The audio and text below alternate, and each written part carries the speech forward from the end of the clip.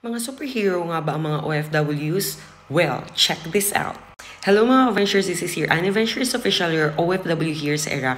And let's continue talking about the real talk at mga hard truths sa pagiging OFW katulad ko. Please check my old videos kasi for sure makaka-relate kayo. Ngayon naman is pag-uusapan natin ang mga balikbayan boxes. Alam niyo ba na ang mga balikbayan boxes na yan ay dugot pawis ng mga OFWs?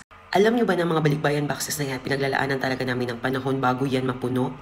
Pagtitipid, sakripisyo, para lang mabili ang mga gusto ng ating mga pamilya.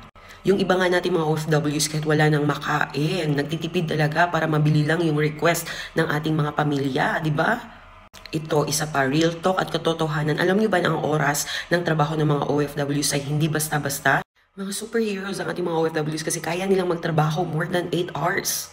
May mga part-time yan, hindi lang normal na trabaho ang pinagdadaanan. Yung pagkatapos ng regular job ay meron pa siyang susunod na trabaho. Yung ipapahinga ng ating mga OFWs guys ay tinatrabaho na lang nila yan para madagdagan ang kita nila. Hindi lahat ganyan ha, pero mostly talaga sa mga OFWs dumidiskarte more than 8 hours na trabaho. Marami pa tayong pag-uusapan guys tungkol sa katulad kong OFW, kaya follow for more. Comment down below sa mga nakarelate na mga kabayan ko. See ya!